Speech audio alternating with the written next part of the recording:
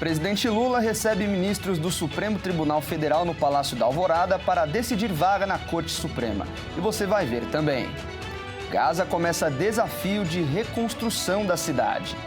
Brasil e outros 3 países lançam iniciativa de combustíveis sustentáveis. Essas e outras notícias você acompanha a partir de agora no Redação Hit, edição manhã. Olá, bom dia. Agora são 11h30 pelo horário de Brasília. Uma ótima quarta-feira a todos que acompanham mais uma edição do Redação Hit. A partir de agora, você fica muito bem informado. O presidente Lula recebeu 4 ministros do Supremo Tribunal Federal no Palácio da Alvorada para a rodada de conversa sobre vaga na Corte Suprema. Mas ainda manteve o mistério sobre quem ele indicará para a vaga de Luiz Roberto Barroso, que anunciou a aposentadoria na semana passada. Ao contrário do que alguns ministros esperavam, o presidente Lula não deu pistas sobre o nome mais cotado para enviar ao Senado. Também não afirmou sequer se já tinha uma decisão tomada. O escolhido pelo presidente vai precisar passar em sabatina do Senado. Lula apenas afirmou que os magistrados poderiam ficar tranquilos, pois vai ser uma boa escolha. Estavam no encontro os ministros Gilmar Mendes, Alexandre de Moraes, Cristiano Zanin e Flávio Dino, além do ministro da Justiça de Lula, Ricardo Lewandowski, e do chefe da Casa Civil do governo, Rui Costa. Os magistrados ponderaram que, diante da realidade que o país enfrenta e de dados preocupantes, um nome fraco para o STF pode debilitar a Corte. Os ministros apoiam o senador Rodrigo Pacheco para ocupar a vaga de Barroso. O parlamentar tem também o apoio do presidente do Senado, Davi Alcolumbre. Mas Lula teria uma preferência pelo advogado-geral da União, Jorge Messias, que conta com o apoio do partido e de outros ministros do governo, e da simpatia pelo presidente do Tribunal de Contas da União, Bruno Dantas. O Supremo Tribunal Federal deu início ontem ao julgamento do Núcleo 4, que apura a tentativa de golpe de Estado. A denúncia acusa os réus de serem uma milícia digital responsável por disseminar notícias falsas sobre o sistema de votação e atacar o Poder Judiciário. O grupo é formado por 7 réus acusados pela Procuradoria-Geral da República por disseminar informações falsas com o objetivo de enfraquecer as instituições democráticas e desacreditar o sistema eleitoral brasileiro. De acordo com a denúncia, o núcleo atuava em conexão com a cúpula da organização liderada pelo ex-presidente Jair Bolsonaro, já condenado no julgamento do primeiro grupo. Segundo a PGR, o grupo teria inclusive utilizado estruturas da ABIN para espalhar notícias falsas sobre as urnas eletrônicas. Entre os acusados estão militares da reserva e um agente da Polícia Federal. Todos negam participação nos fatos investigados. Entre os nomes que respondem agora estão Ailton Moraes Barros, ex-major do Exército, Ângelo De Nicole, major da Reserva, Carlos César Morezon Rocha, presidente do Instituto Voto Legal, Giancarlo Rodrigues, subtenente, Guilherme Almeida, tenente-coronel, Marcelo Borvemê, policial federal, Reginaldo Abreu, coronel do Exército. A primeira turma do STF, agora presidida pelo ministro Flávio Dino, é responsável por conduzir o julgamento. Esta será a primeira vez que ele preside uma sessão da turma, depois de substituir o ministro Cristiano Zanin no início de outubro. Após as sustentações orais, Moraes dá seu voto, seguido pelos ministros Cristiano Zanin, Luiz Fux, Carmen Lúcia e, por último, Flávio Dino. Todos os 7 réus respondem por tentativa de golpe de Estado, tentativa de abolição violenta do Estado Democrático de Direito, formação de organização criminosa armada, além de dano qualificado e destruição de patrimônio público. A decisão será por maioria dos ministros e os condenados ainda poderão apresentar recursos ao próprio Supremo. Agora vamos às notícias internacionais. A cidade de Gaza começou um desafio gigantesco que pode levar décadas: a reconstrução. Após o cessar-fogo entre Israel e o Hamas, escavadeiras removiam os escombros na tentativa de trazer de volta pelo menos os caminhos para a locomoção dos deslocados. No dia seguinte à assinatura do acordo de trégua entre Israel e o Hamas, mediado pelo presidente americano Donald Trump, autoridades civis palestinas começaram um trabalho que pode levar décadas no território: a reconstrução. Um mar sem fim de escombros define o desafio da prefeitura da cidade de Gaza. Um comboio de tratores deu o pontapé inicial na recuperação do espaço público. Desde que o cessar-fogo foi anunciado, o município começou imediatamente a trabalhar na prioridade neste momento, que é abrir estradas e ruas para permitir que as pessoas deslocadas do sul regressem ao norte, bem como para permitir que cheguem às suas casas, abrigos, centros de saúde e de outros serviços. As Nações Unidas acreditam que mais de 80% das construções da faixa de Gaza foram destruídas ou muito danificadas. De acordo com a ONU, só os escombros poderiam encher o Central Park até uma altura de 12 metros, ou equivaler a 13 grandes pirâmides de Gizé. Precisamos de máquinas pesadas para remover os escombros, mas não temos mais nenhuma máquina após 2 anos de guerra. Só temos o que o setor privado possui, mas as máquinas são muito antigas, estão gastas e não são suficientes. Essas são necessidades básicas e essenciais para retomar a vida na faixa de Gaza. Também precisamos urgentemente de tendas e edifícios móveis para proteger crianças e mulheres do inverno que se aproxima. O prefeito da cidade de Gaza, Yahya al-Sarraj, ainda pediu a abertura de todas as passagens de fronteira sem restrições ou condições. Só assim estaria garantida a entrada de todos os suprimentos necessários, incluindo alimentos, materiais de construção e de manutenção. De acordo com o Programa das Nações Unidas para o Desenvolvimento, reconstruir Gaza poderia custar 70 bilhões de dólares. O presidente dos Estados Unidos, Donald Trump, afirmou que a ajuda financeira para a Argentina depende do resultado das eleições legislativas de 26 de outubro, que determinará se o presidente argentino Javier Milei conseguirá aprovar reformas econômicas difíceis. O presidente da Argentina, Javier Milei, visitou em Washington o presidente americano, Donald Trump. O republicano afirmou que a ajuda financeira para a Argentina depende do resultado das eleições de 26 de outubro. As legislativas determinarão se o governo de Milei conseguirá aprovar reformas econômicas. Nossas aprovações estão, de certa forma, sujeitas a quem vencer a eleição, porque se um socialista, ou no caso de Nova York, um comunista vencer, você se sente muito diferente em relação a fazer um investimento. O governo do republicano anunciou uma ajuda de 20 bilhões de dólares à Argentina por meio de troca de moedas e da compra de pesos no mercado. Essa quantia equivale a 110 bilhões de reais. Milei atribuiu o agravamento da crise financeira de seu país a opositores políticos. Nas últimas semanas, a Argentina precisou gastar mais de $1 bilhão para defender o valor do peso. Centenas de agricultores franceses protestaram contra o projeto de acordo comercial entre a União Europeia e os países do Mercosul, apesar das garantias oferecidas pela Comissão Europeia. Vamos conferir. Agricultores e pecuaristas franceses foram às ruas em Paris novamente contra o projeto de acordo comercial entre a União Europeia e os países do Mercosul. A mobilização ocorreu apesar das garantias oferecidas pela Comissão Europeia. Os manifestantes temem que seu mercado seja inundado por carne, açúcar ou arroz provenientes da Argentina, do Brasil, do Paraguai e do Uruguai. Não se trata apenas de uma questão agrícola, mas de um assunto que diz respeito a todos, uma vez que está em jogo a alimentação dos franceses. Ao aceitar o acordo, estamos aceitando modificações genéticas, pesticidas proibidos, carne com hormônios. Estamos aceitando tudo o que conseguimos proibir na França. Acima de tudo, estamos aceitando a morte de camponesas e camponeses. A Confederação Camponesa, o terceiro maior sindicato do setor na França, convocou o protesto para pressionar o presidente Emmanuel Macron a defender os agricultores no momento em que Bruxelas já iniciou o processo de ratificação do acordo. Para tentar tranquilizar a França, a Comissão Europeia propôs em setembro cláusulas de salvaguarda reforçadas em caso de um aumento brusco das importações ou de uma queda nos preços. E Paris não foi o único país europeu em que teve protestos. Em Bruxelas, dezenas de milhares de pessoas protestaram contra os cortes anunciados pelo governo da Bélgica. Manifestação que forçou o cancelamento de diversos voos devido à falta de funcionários nos aeroportos. A capital da Bélgica foi palco de um grande protesto.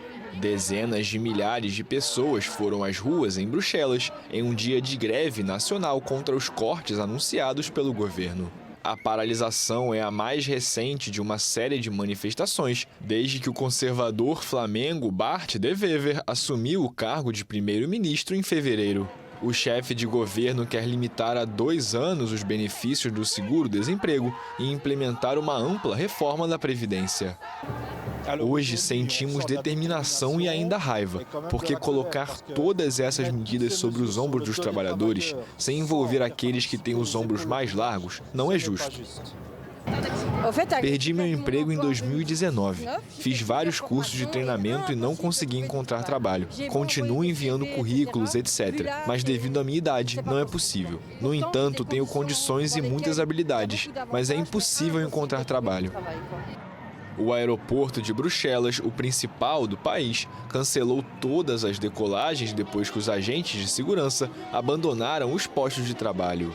O transporte público também foi muito afetado na capital, onde a polícia calculou que quase 80 mil manifestantes foram às ruas. E você vai ver a seguir. Mais de 1,5 milhão de trabalhadores vão receber hoje o lote extra do abono salarial PIS/PASEP. E agora na sua tela a imagem da capital Aracaju, em Sergipe. Os termômetros marcam 28 graus por lá. O Redação Hit volta daqui a pouco.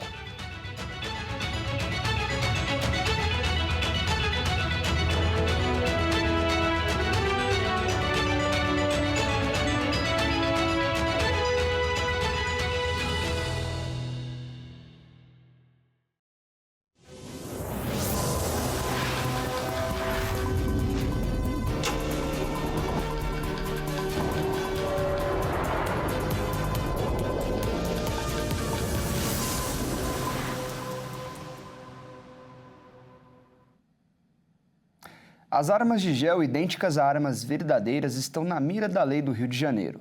O prefeito Eduardo Paes sancionou o projeto que proíbe a fabricação e a comercialização desses brinquedos.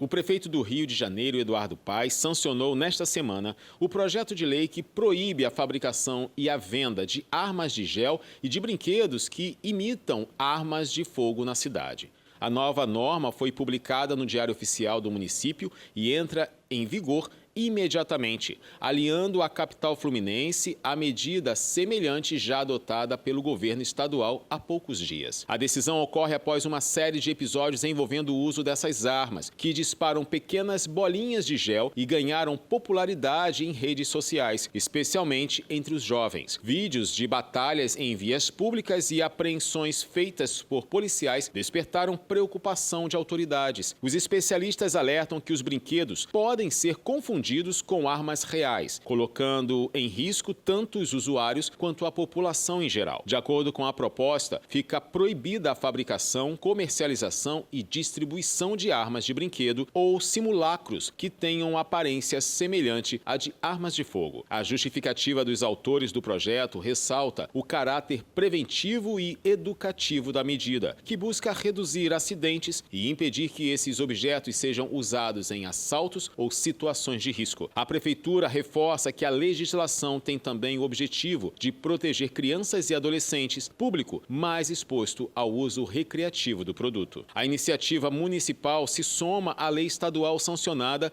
pelo governador Cláudio Castro, ampliando o alcance da restrição em todo o território fluminense. Para especialistas em segurança pública, a medida representa um avanço simbólico contra a banalização da cultura armamentista comum nas redes sociais e em jogos virtuais. Segundo eles, a proibição ajuda a evitar tragédias e a promover uma reflexão sobre o impacto da normalização das armas no comportamento de jovens e adolescentes. O Brasil e outros 3 países lançaram uma iniciativa para multiplicar por 4 a sua produção e consumo de combustíveis sustentáveis. Essa decisão pode acelerar a descarbonização do transporte aéreo. Vamos ver. Brasil, Índia, Itália e Japão lançaram nesta terça-feira uma iniciativa para multiplicar por 4 sua produção e consumo de combustíveis sustentáveis, o que poderia acelerar a descarbonização do transporte aéreo e a qual mais países poderão aderir durante a COP30. A maior conferência climática da ONU será realizada entre 10 e 21 de novembro na cidade de Belém, no Pará, e o Brasil apresentou nesta terça esse compromisso para ser alcançado em 2035. nós estabelecemos em Dubai que teríamos que triplicar renovável. E temos condição de quadruplicar renováveis. E foi esse o relatório, foi essa a intenção do embaixador Maurício Lírio, quando apresentou o seu relatório. Os combustíveis sustentáveis englobam os biocombustíveis, o hidrogênio e alguns sintéticos, que podem substituir as fontes de energia fósseis em setores como o transporte aéreo e marítimo ou nas indústrias do cimento e do aço. A iniciativa apresentada nesta terça responde a um compromisso vigente desde a COP28, quando o mundo acordou realizar uma transição rumo a uma saída dos combustíveis fósseis. O uso massivo do carvão, do petróleo e do gás natural é a principal causa do aquecimento global de origem humana. 1.600.000 trabalhadores vão receber hoje R$1,5 bilhão do lote extra do abono salarial PIS/PASEP. O valor que cada um vai receber varia de acordo com o número de meses trabalhados no ano base de 2023. Os trabalhadores vão poder receber um valor a mais do abono salarial PIS/PASEP a partir desta quarta-feira. No total, devem ser liberados R$1,5 bilhão. Os valores ficam disponíveis para saque até 29 de dezembro.